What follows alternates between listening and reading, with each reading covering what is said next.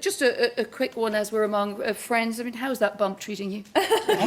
Very well. It's funny, I've actually been joking in the past few weeks. I'd seen this documentary on Netflix about feminism, and one of the things they said during pregnancy was, I feel the embryonic kicking of feminism. I love that. So boy or girl, whatever it is, we hope that that's the case with our little The next generation of feminism is Yeah. already on the way there. Guaranteed. You heard it here first. If things are wrong and there is a lack of justice and there's an inequality, then someone needs to say something. And why not me? So I think, if I look at that from that young age and then sort of follow what I did in the years after that, it was always about learning more, not just from where I was, but where else in the world similar things were happening, a different version of the same thing, so to speak.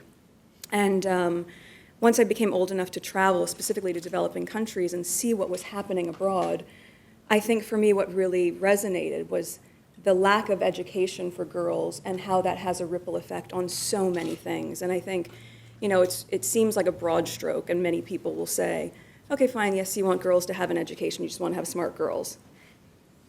It's actually much more complex than that, and it really does solve so many of the world's problems when a girl has access to education. You look at it and you could say, here are the vulnerabilities and the challenges that come about when they don't have access to education, right? Early childhood marriage, susceptibility to trafficking, modern slavery, all of that. But equally, look at all of the positives that come out of it when you do have access to education for young girls, how it affects economic development, the GDP, billions of dollars on the table are lost by girls being pulled out of education.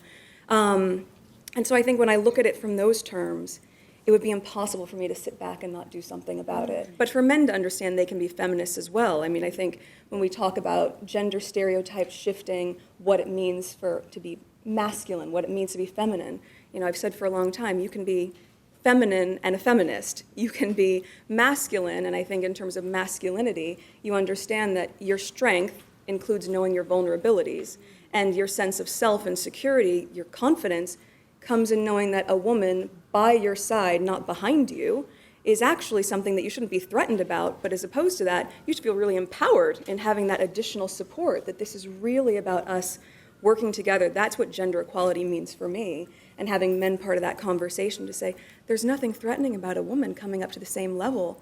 It's our safety in numbers. This is our power and our strength as a team.